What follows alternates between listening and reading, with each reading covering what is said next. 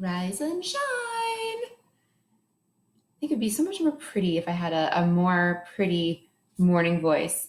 But sadly, you guys, other than my dogs and my cat, are the first to hear me actually speak in the morning, which it's a good thing for you I have dogs and cats, because otherwise you'd probably get some kind of a good morning, y'all kind of thing. So I get the baby voice on in the morning. What are the first things you guys say when you wake up? Do you have a significant other that you say good morning to? Do you immediately out loud talk to God or the universe? Do you have a cat butt that like tends to sleep right here? My cat is no longer allowed to sleep in my room for that very reason. And there's your introduction. Good morning.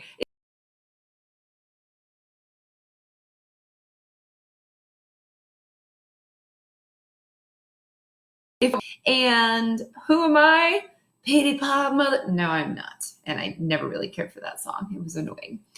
Anywho, good morning, Steve. Thanks for being here. And to the 10 other people who are here bright and early, type in the comments, where are you watching from? Because it's 6 a.m. over here on the West Coast. I highly doubt most of you are here on the West Coast. Well, so who am I? I'm Cassandra Renee. What am I other than a highly attractive, wonderful woman, human being? I am a self-love life coach. Wild Blossom Beacon coaching is my jam. And you are watching TQN. But you already knew that because you tuned in. Today is Thursday for anyone who is not really keeping track. And I dedicate my Thursdays to being thankful. Actually, that's not entirely true. I dedicate a portion of every single one of my mornings to being thankful.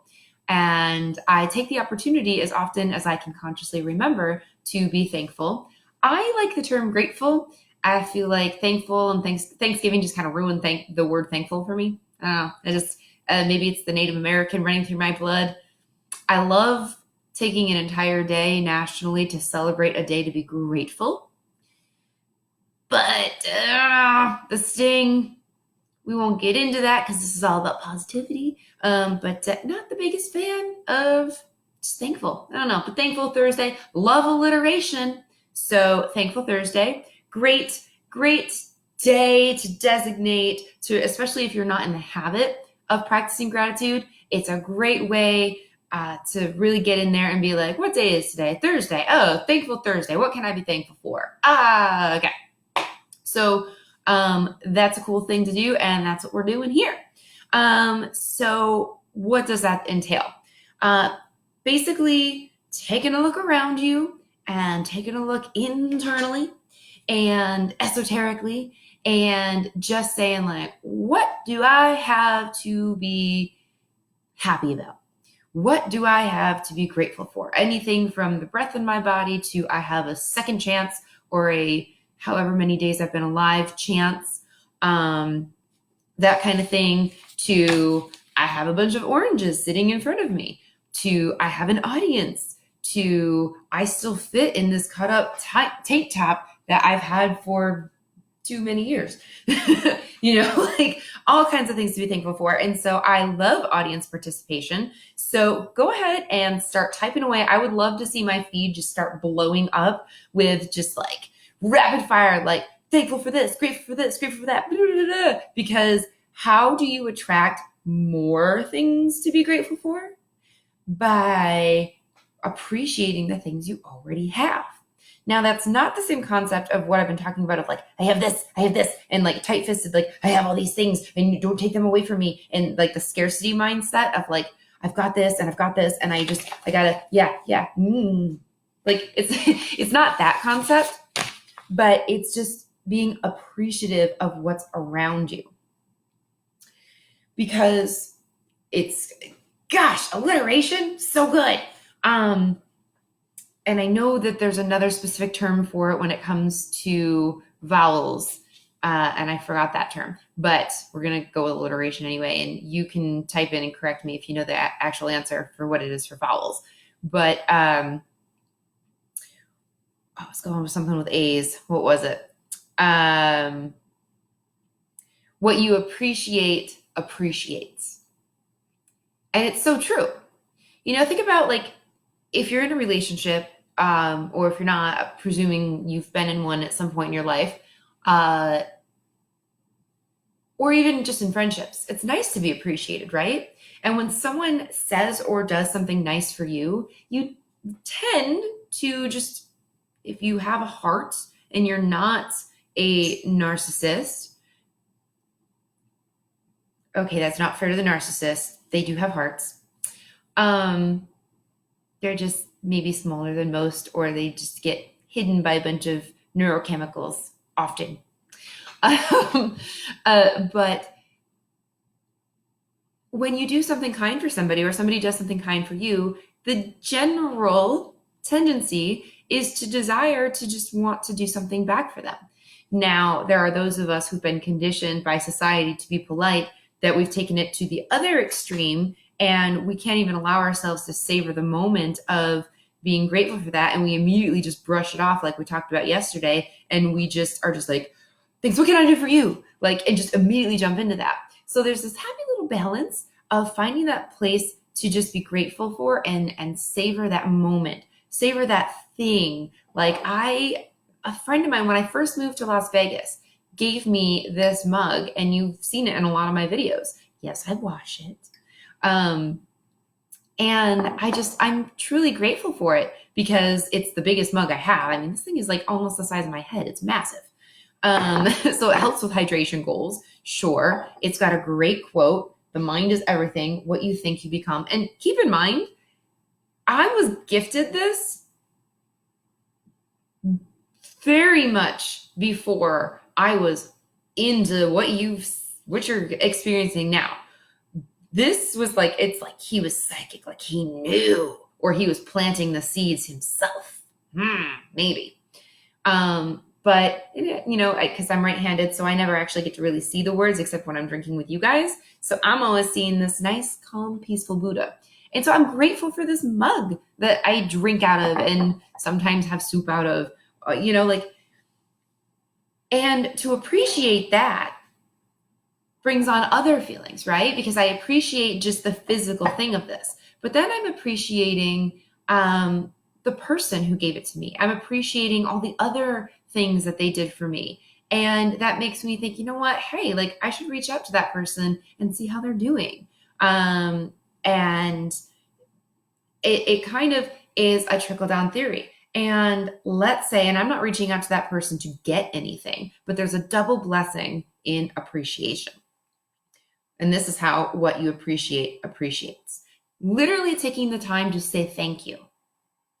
And when you're doing this, look someone in the eyes and actually try saying the full 2 words, thank you, and not just thanks.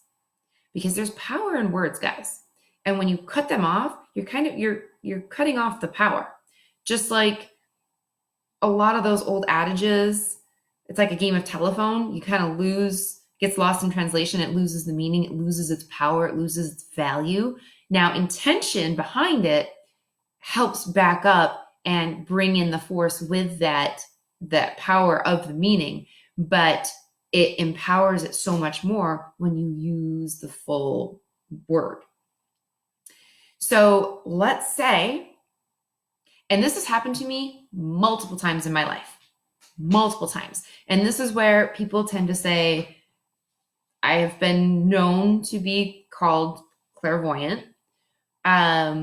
Whether that's true or not, if you're just tuning in for the first time, hi, I'm Cassandra Renee. With everything I say and do, take what serves you and everything else, just be amused by it.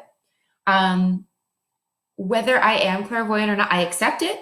And I would love to expand on that. Whether I am or not, I go in tune with my gut and I follow my impulses. And that's a very feminine energy. But the good news is, in men and women, we all have feminine and masculine energies.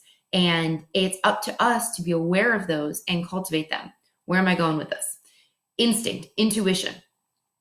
That's of the feminine. And when you follow that, so many times in my life, I have just had a popped thought, out of nowhere. Good morning, Christina Marie. I've had a popped thought out of nowhere, just a name or a face. And I have not seen or talked to this person in years. Now, sometimes that'll be accompanied by a feeling or good morning, Janae. It'll be like a feeling or something. Whatever it is, go with it. Worst case scenario, you're wrong. And they're like, okay, weirdo. Best case scenario, you're right. And you brighten someone's day. And worst case scenario, you're wrong. You probably still brighten their day because you reached out and said hi. Win-win, right? So multiple times in my life, I have just randomly thought of somebody and it takes a second. And ladies and guys, in the dating world, no excuses. I don't care how busy somebody is. It literally does just take a couple of seconds to send a text to say you're thinking about somebody. If you are capable of thinking of somebody you haven't seen or talked to in years, somebody that you are seeing or dating can't pick up the phone, send you a text in a 24-hour period, say hello, they didn't want to. Hard truth. A truth I'm still learning. I still like to go through, oh, that red flag's pretty. I think I'll just hang it on my wall and not see it for what it is. So I'm with you. We teach what we most need to learn, right? Anywho, so I have reached out. Takes 2 seconds. Hey, just thought of you. Hope everything's going well. Sometimes I get a response immediately, and sometimes it's a few hours, and sometimes I don't get a response for days, or if at all. And that's cool. I put these responses out. It's actually part of, and I'm going to pick that back up. I do it intermittently, and it's a really good love practice to add to your morning rituals, where you do it. And this is where practicing non-attachment is imperative, because you're doing it without expectations, right? It's where if you're doing a good deed and you're like, man, where's my ROI? Where's my return on investment? Yeah, it's not coming because you did it with specific, which is different from manifesting. But you've got to, like, if you're doing a good deed, it should come from the heart to do it, just to do it, right? If you're doing it because you've got some other ulterior motive, which isn't always bad, especially in commercialism, but you've got to be frank and you've got to be clear with yourself and others. And so I just do it to spread love. And just like, hey man, I'm thinking about you. I hope everything's well. I can't tell you how many times I've had a text back. Oh my God, your timing is impeccable. Blah, blah, blah, blah, blah, blah, blah, blah. You just made my day. Thank you so much. I didn't know. Or did I? Boop. Follow that intuition. It's like a muscle. The more you work on it, the more you build it, the stronger it gets. Your aim's not going to be always on target, but you'll get there. And even if, like, I'm not doing that to save lives. I'm not doing that to be like, I know you've got issues. Let me help you. No, I'm doing that because I'm like, literally, you popped in my brain. I thought of you. I sent you a text message. Reconnecting. Because that's why we all joined Facebook 20 years ago, right? We're like, well, maybe a little less than 20 years ago. But we're like, hey, a cool way to connect with people from high school I never liked and wanted to connect with anyway. Wait, why am I connecting with you? And then we just don't ever talk. We're just like, oh, that person. I've got like 1,300 people. I don't know. And then we're like, hey, purge alert. If I don't be offended, you might not make the cut. Like, hey, and then we just have all these people. And like, it's meant, social media isolates us when it's supposed to connect us. So it really does matter. It's like the handwritten note. Man, if you have stationery, or even if you don't have stationery, if you have a piece of paper and a stamp, some tape, pen, pencil, chalk, how good does it make you feel when you get, like, I still get excited. Like I've learned now, but like just maybe, I still kind of get excited when I get one of those seemingly handwritten notes, which is like from a car dealership or something. And I'm just like, oh, maybe. There was a car dealership in Buffalo, New York when I bought my Volkswagen Beetle, and they're called Northtown.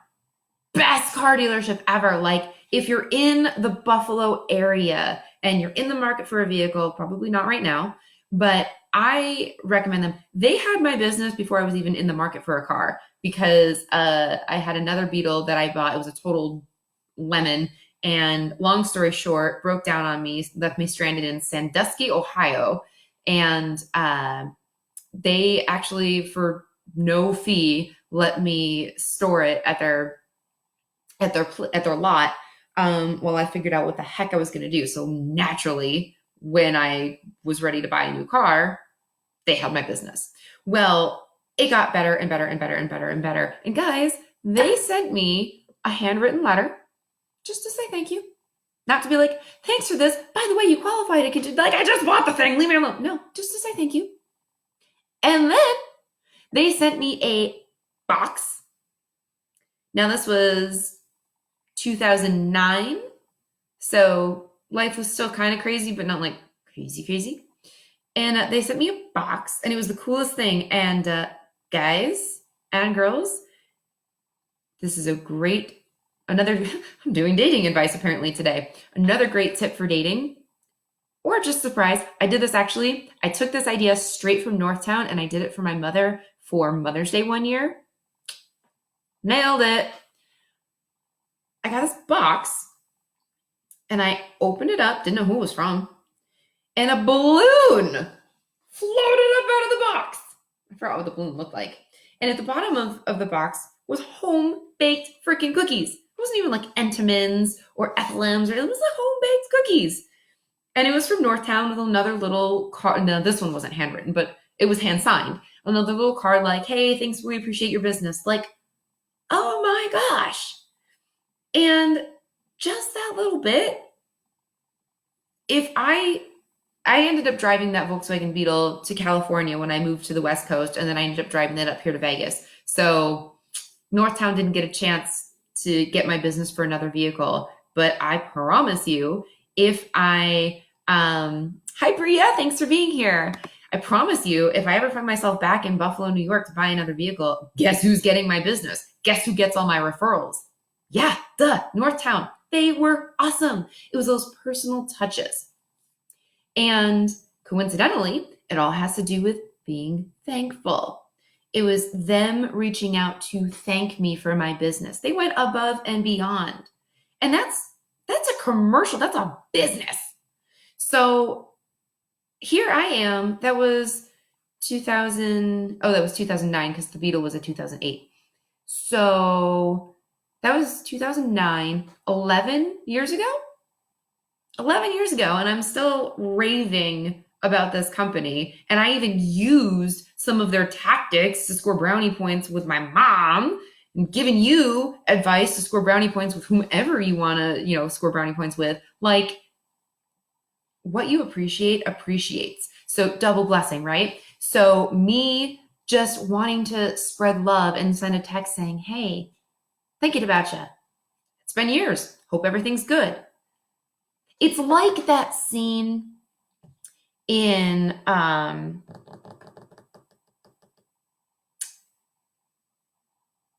nope, I'm going through all the Adam Sandler movies. Hang on, which one is it? Billy Madison, where he reaches out to the one character just to say, I forgot if it was like apologizing, whatever it was. But it was the crazy kid like he picked on in high school, and the guy was like polishing his gun, and he's got this like list of people to kill, and Billy Madison is like on that list, if not at the top of the list.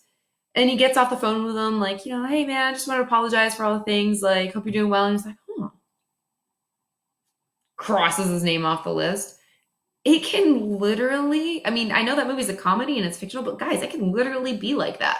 Like, my text message has borderline saved lives. Unknowingly to me. Well, at the time. you never know what a simple act of kindness can do. It's that double blessing. And I was just sending the text message out because it made me feel good. Because I was like, hey, you know how like when I like someone and I would like him to text me and he doesn't, and that feels crappy. But when he does, it feels awesome. Maybe I should expand that and do that for other people that I care about, especially the ones who've been in my life a lot longer. Let's try that on for size. And it just makes me feel good. And at first I was a little sad when I started doing this. I'm like, oh, no one texts me back. I'm sad. But then I just let it go. And it's like that tight fist, right? When you're able to just let it go, you allow for something to come back to you. And when you don't have that attachment to an outcome, you're allowing something even better than you could have imagined to come. Because when you have an expectation, when you have a certain outcome in mind, if you're really good at manifesting and you're really good at like just plowing through and making things happen, awesome. But could it be better?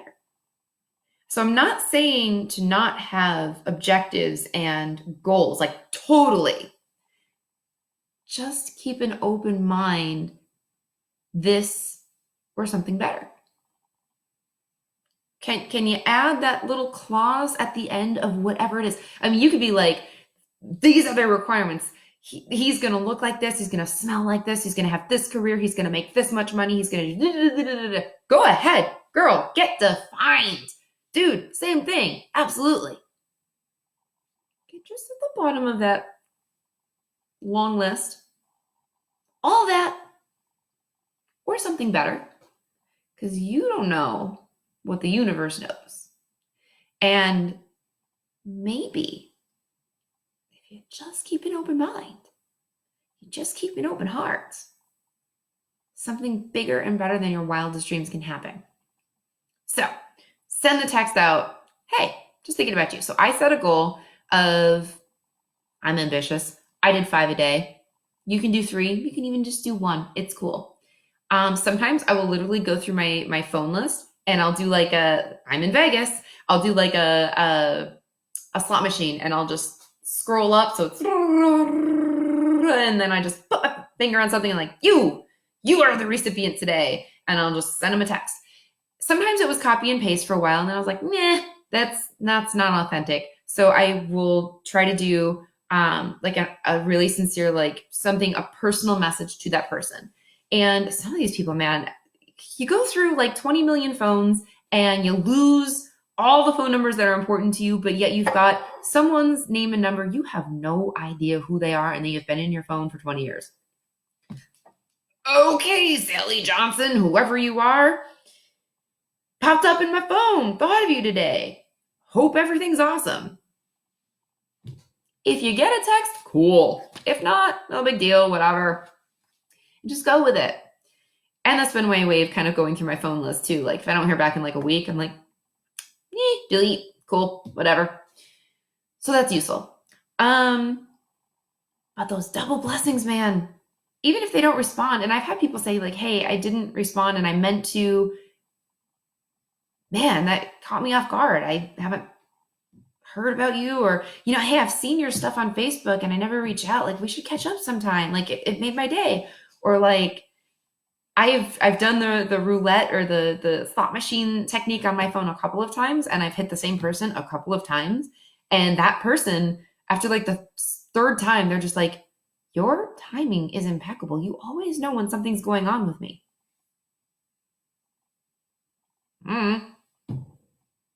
Glad I can be here.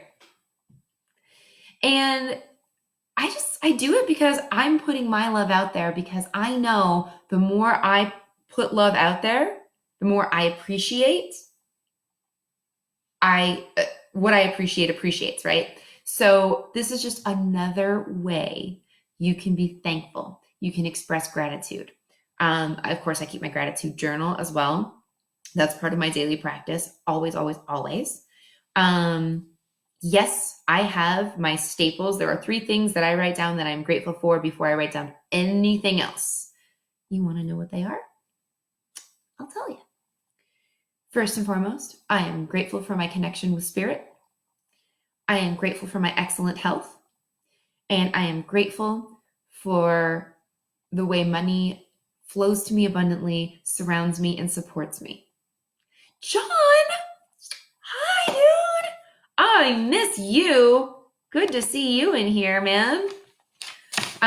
So I put those at the top of my list, and then usually the fourth thing that comes up, it's a toggle. And friends, I apologize, but it's either you guys or my pets. You guys take turns at who comes in at fourth on my list. As far as my loving, supportive, ambitious, smart, savvy, sexy, empowered, supportive. I probably already said that because that's very important to me. Friends and network and family members, and my healthy, loving, obedient pets that bring such joy and comfort to my lives. Right up there, top 5. And I just go from there and I just spout it off. Sometimes I put things down and I don't remember. And that's the thing. Don't feel so rigid with it. Let it be free flowing, because you want your gratitude to really come from the heart, because that's what's important. Now, I did make sure to discipline myself for those top 3 in that order, because your connection to spirit's what made you. Universe, God, please take this as liberally as you like, fill in however you like. But that is what gives you your power, what gives you your energy, what gives you your gumption, your dreams, your passion, your purpose. That all came from somewhere. And you want to give yourself credit? Where'd you come from? You can't. I remember I used to be an atheist. I used to be agnostic. So I've been there. I get you. It's cool. It's cool. If you are still in that space, if you are always going to be in that space, I respect you, and it's fine. We can talk about that. Yes, there's a place and space for all of us. So I put that first. Second, as my grandfather always used to say, you ain't got your health, you ain't got nothing. How much use are you going to be to anybody if you are sick? How much use are you going to be to anybody if you have the coronavirus and you are in the hospital on a ventilator? So keep your butt home. Don't be running around. Don't be being a close talker with somebody. Don't be socializing in the grocery store for an hour. Stay home. Stay healthy. Keep other people healthy. And money, because it's not a bad thing. We've been conditioned to talk about it because it's oppression, because some people got greedy. No. We live in an abundant universe, and be grateful for that. There's more than enough of everything to go around. Like, we literally print our own currency. We literally decide the market's going to be this, or the market's up, the market's down. We decide what it's valued at. We literally have the ability to create it. And just because one person makes X amount of money doesn't mean that there's less money available for you to make. It's constantly flowing. It's constantly circulating. There is a piece of the pie. That's the thing. We think that there's a pie and there's just this amount of money. Guys, there's every flavor of pie imaginable. There's all kinds of pie. And guess what? We don't all like the same kind of pie. Some of us don't even like pie. I don't know why I'm going with pie. So there is an abundance of everything. And money, go ahead, talk about it. Love it. It's not a bad thing. It's not an evil thing. The only way people think of it as evil is because they blame their problems on not having enough of it. Don't blame your problems on not having enough of it. Blame yourself for not making more of it, for not improving yourself to obtain more of it, to not being more creative, to come up with concepts, to gain more of it. And here's the thing. You're watching this right now. You're okay. You might not have what you would like. You might not have what you think you need, but you've always been there. It's always somehow been there. You've somehow miraculously pulled it out of your butt. It's somehow You might not have had all the things you desired. You might have had to gone without some things, but somehow, some way, you got through. Proof is in the pudding, right? So now we're going from pie to pudding. now Kristen wants pie. So maybe now you start realizing this, and maybe instead of asking for just enough to get by, just enough for the next thing, you start realizing you're worthy of more than just enough. And you start being grateful for all the things it's covered. And now you start saying, I'm grateful for all the things it's going to cover. And you do that with non-attachment. And you just start spreading the gratitude. Good morning, Richie. Thanks for being here. And see how that builds? And so when you get really good at being grateful and being thankful for things, this is where the law of attraction comes in, guys. What you focus on grows. And so, because that's where your attention is. And so it's like when you're driving down the street and you're on your way to work or some place that you go frequently, you tend to not notice all the trees and the sidewalks and the buildings and everything, unless like something actually like really stands out. You tend not to notice it. I forgot exactly what it's called, but there is a neurological function in your brain specifically designed, because if you were to be consciously aware of everything that's going on in your peripherals and everything that's going on in your consciousness and awareness at all times, you would go insane, because you cannot focus with the 26% of our brain. I spoke to my neurologist 2 days ago, so I've got the exact number. It's not 10%, it's not 30%, it's 26% that we use. With the 26% of our brain that we're actually using, yes, we have the capacity for so much more, but with that amount, we can't take in everything. And so our brain actually says, okay, this is not necessary information. So we say it, we acknowledge it. And if something stands out, we'll alert the conscious, but everything else just gets filtered into the subconscious. And it's just like that with when you're practicing your gratitude and whatnot. So what you're focusing on is what's in your conscious.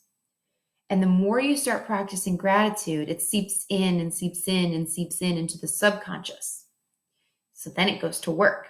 And so it's like your peripherals, you're focusing on this, but your peripherals are like, oh, okay, so she's wanting to focus on this thing. Cool, got it. It's like outsourcing to the subconscious. And so your subconscious is like, all right, let's pick up on all those things that we don't normally tell the conscious to look at. Let's now look for those things. It's like filtering. It's like scanning for, like you put in a filter on a search engine, right? That's what your subconscious is doing when you're programming your conscious. So that's why when you're shopping for a particular car, all of a sudden you start seeing that car everywhere, because you're focusing on that, and your subconscious filter is like, Google search this car. Okay, I see it there. I see it there. I see it there. When you wouldn't, it's been there the whole time. You just haven't noticed it. So this is where gratitude starts to get advanced, and you start saying, what do I desire? What do I want to manifest? What can I be grateful for that I have now? And how can I 10x that? How can I gratitude to the nth power to what I don't currently have? There's a poem my grandmother used to recite to me, unfortunately, like the game of telephone. She only recited this much of it. And so this much of it stuck with me. Had I known all of it, my life could have been. Now, I'm not blaming my grandmother. I'm not blaming the poem. I am, however, saying, again, the value of words from the beginning of this segment today. They matter. And knowing the full story behind the little adage makes a big difference. I'm telling you, huge difference. Bless her for giving me that poem. And bless the book that I finally found the full poem in that liberated me from that small-minded thinking. So I'm going to gift you, Google it when we're done here. Not now, I still have some time left. But when we're done, Google, I bargained for life with a penny. And then hit me up on social media. Let me know what that poem means to you.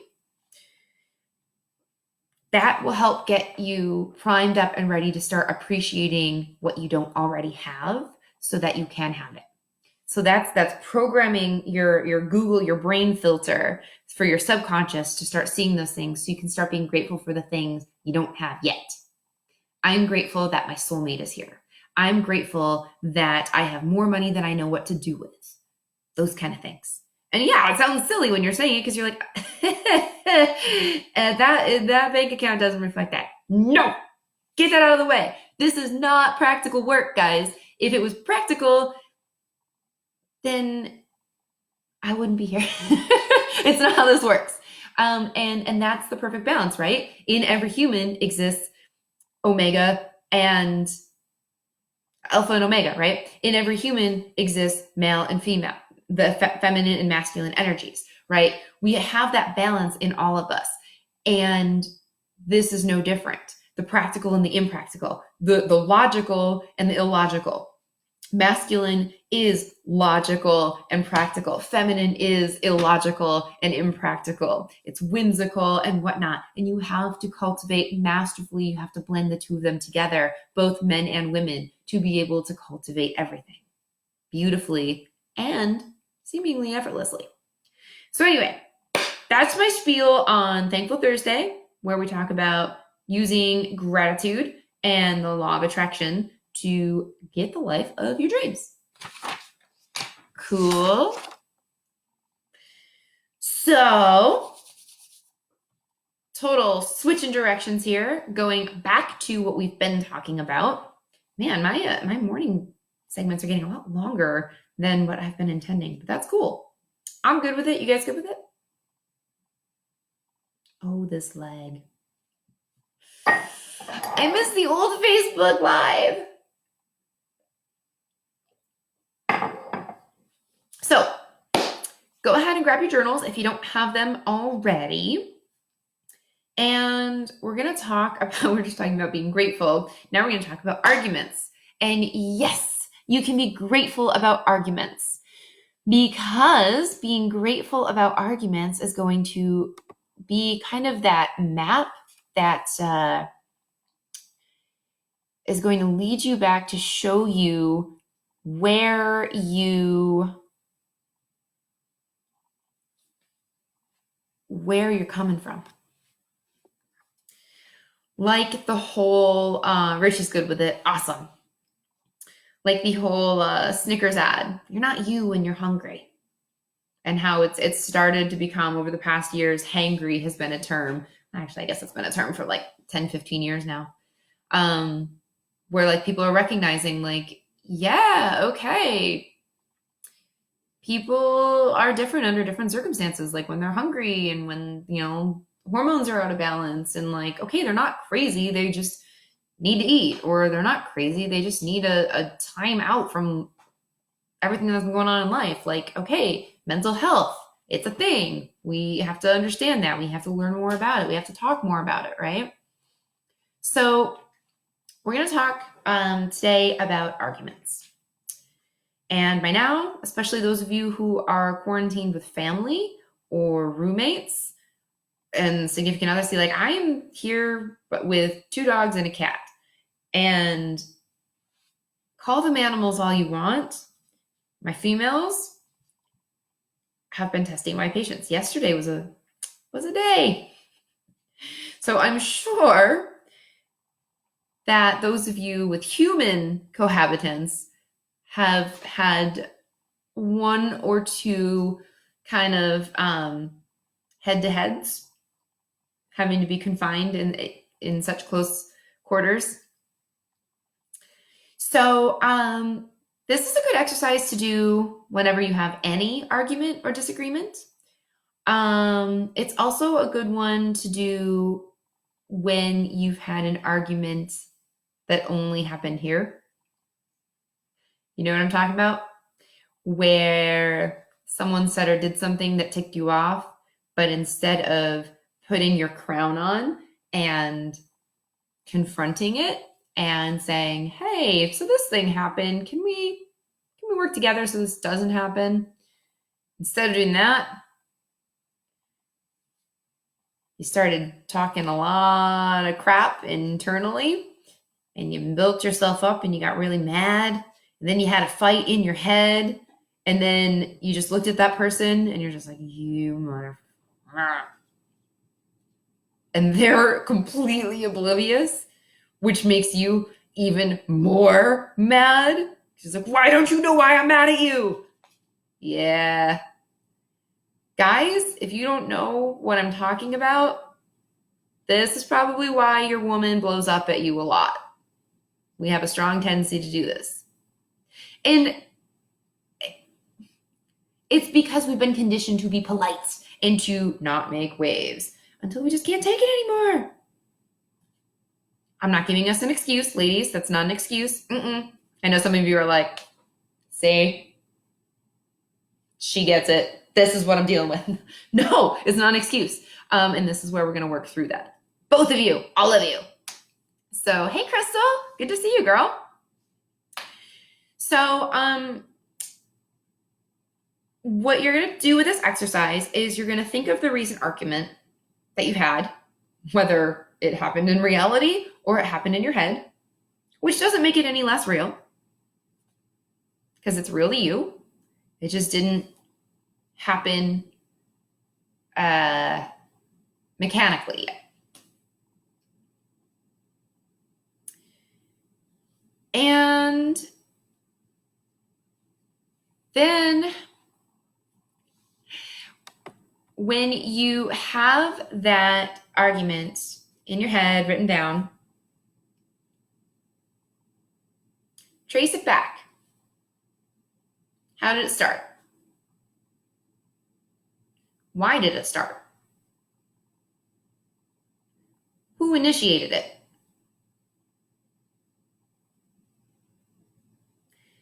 And then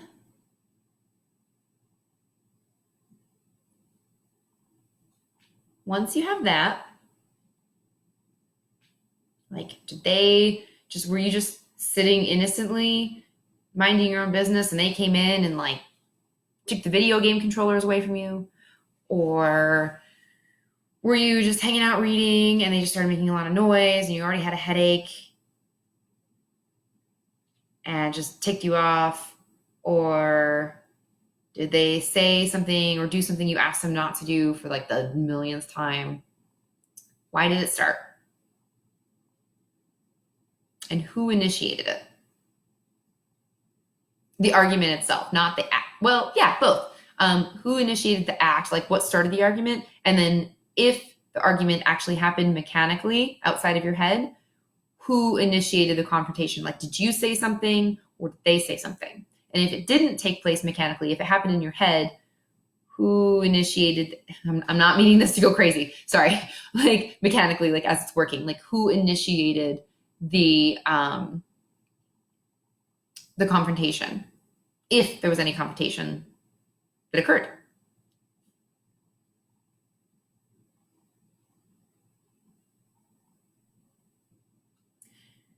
Now, who was the victim?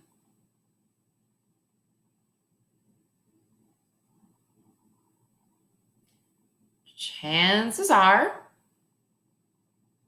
9 times out of 10 in this exercise, you were. For now.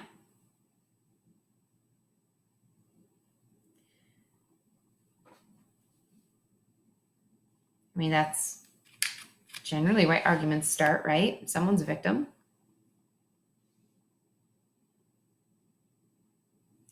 Now,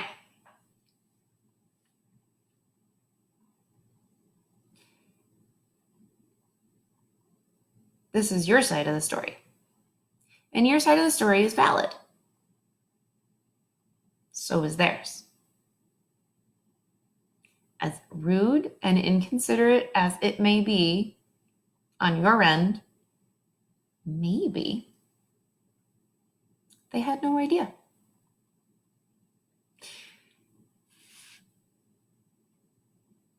This bleeds in a little bit to forgiveness exercises that we're going to cover extensively in later episodes.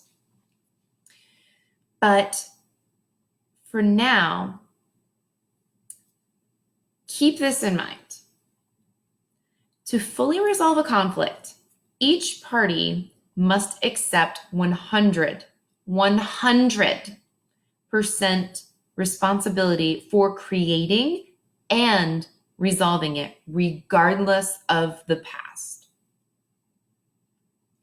So, in a conflict, it's not a 100 percentage.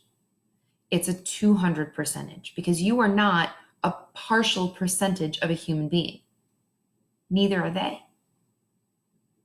So it can't be 50-50, and it can't be 75-25, 60-40. No, it has to be 100 and 100. Because you were 100% affected somehow, some way, and so were they.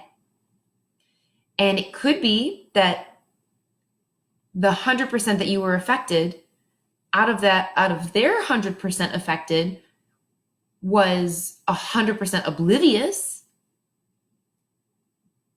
Or maybe like they were like 99% oblivious and 1% aware. See where I'm going with that? So take it out of a 200 percentage, not 100%.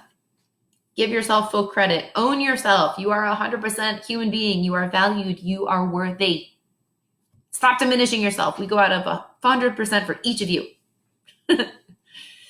Now, on your end, before we go into the forgiveness aspect, what is the argument really about? What's really behind it?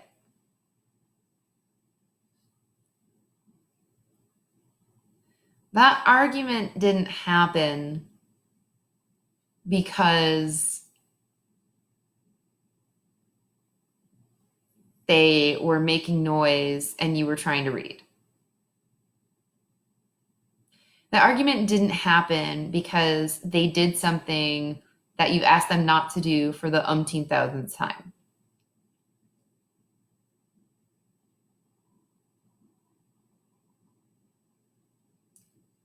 What's really behind why that argument occurred?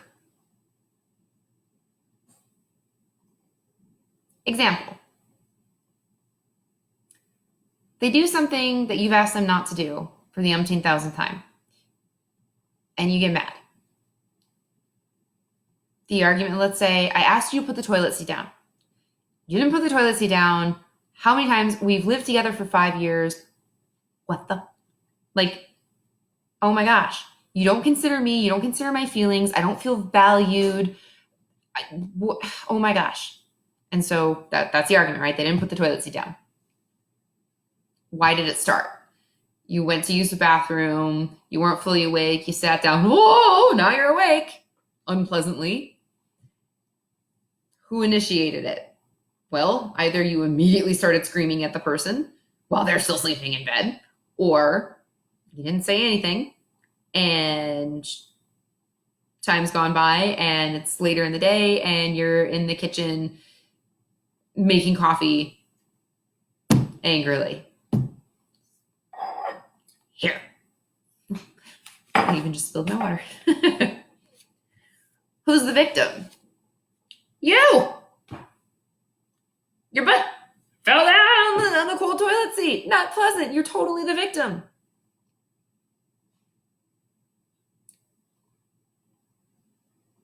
Or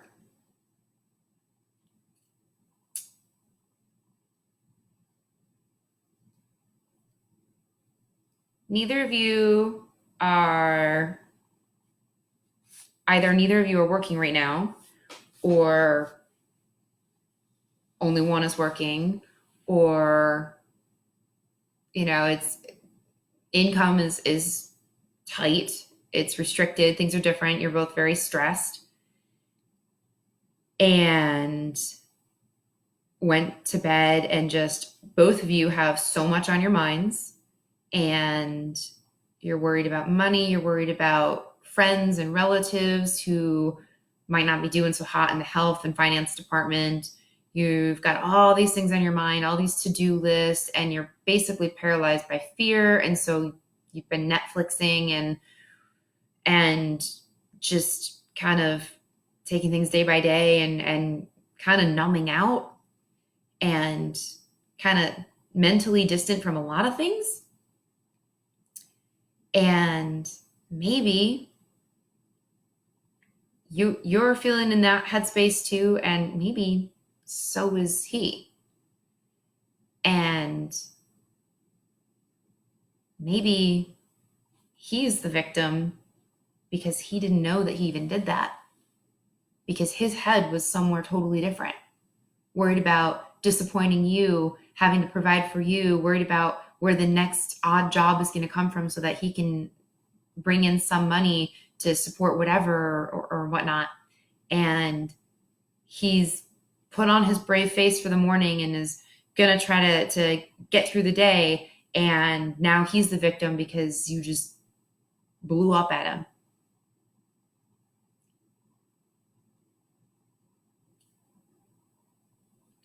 Maybe the argument isn't actually about the toilet seat at all. Maybe the argument is your outlet because of your own fears about what's happening right now. And you have to put on a brave face for the kids, for your significant other, for even yourself, to convince yourself everything's going to be okay. And it's taking its toll, right? When you're not being authentic and you're wearing someone else's shoes and clothes, like they're not fitting right, it gets uncomfortable after a while. And sooner or later, you got to take them off. You got to be able to breathe and be you. So maybe the argument's actually not about the toilet seat at all, but about you not feeling seen, you not feeling heard, because you've asked them to be considerate about that numerous times. And maybe there's other ways that you feel that you're not being considered, that you feel undervalued. And maybe you haven't even given yourself permission to explore those or realize those or see them for what they are. But this is a common, socially acceptable, annoying thing. Oh God, he does it, that you can use as an outlet.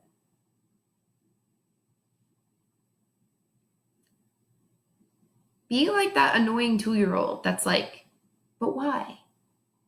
But why? But why? When you're looking into these arguments. That's how you find out what they're really about. And this is how you cultivate compassion, where you're looking at it from all angles, not just yours. Because we are our own universe. We are absolutely entitled to be, and go figure, the only time we allow ourselves to be in our own universe is when we feel victimized. Not the best time to be in your own universe, guys. Be in your own universe when you're feeling on top of the world and that you can help with the world as well. Be in your own universe at all times.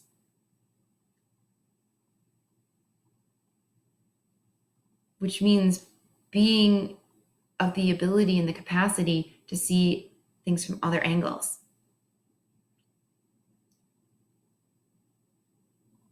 When you're able to have this empathy and compassion to see other sides, taking yourself, and we'll go into this again in more detail when we start really diving into forgiveness, on how you can take yourself specifically out of scenarios to be able to see things from all sides. So don't worry, we'll get there. We're just little chunks at a time, baby steps. I don't want to overload you.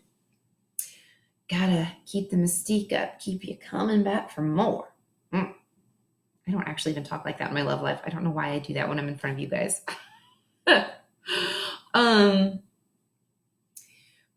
But when you're able to have a more well-rounded view from like, okay, I'll give myself the victim. I'll grant that I'm the victim. But what if he's the victim too? What if she's the victim too? What if they might be victims too? What is their perspective? You can even have fun with it. You start asking, but why? But why? But why? You start reversing time. You start rewinding that tape, catching what you might have missed.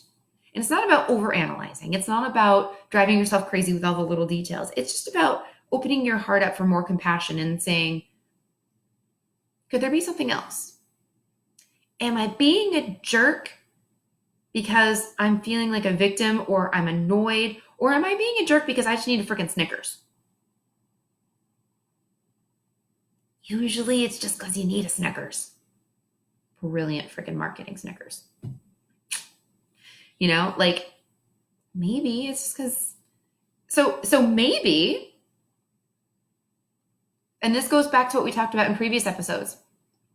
Is there something I can do about it? Okay, so you've spent how many years saying, please put down the toilet seat. Please be considerate. Please be considerate. Please be considerate. Please be considerate. How many times, how many ways do I have to say it? Well, how many times and ways have you tried? What if there are other ways that you can communicate? What if you look at other ways? And this isn't to go down the rabbit hole of like, what are the other ways that he's not valuing me as a human being? No. But what if you can look at it and say, hey, this runs deeper than even I realized. It's not so much about the toilet seat. It's about, I mean, yeah, it sucks to like hit that cold porcelain and freak out and not realize and have my butt touch the water. Like that sucks. Yeah. But I think the reason it bothers me the most is the deeper reason, because I feel like when you don't do that, to me, it makes me feel like you don't care. And I know that you do care, but the way it communicates to me is that my needs, I'm not valued. And you can start going back and saying like, because what's probably going to happen is that the trickle of water that you're starting to realize is probably going to open the floodgates, and you're going to realize, and when I do this and that and that, and this is not to destroy relationships. It's not like, this is just an example of that argument about the stupid toilet seat might not be about the toilet seat at all. It might be about something deeper.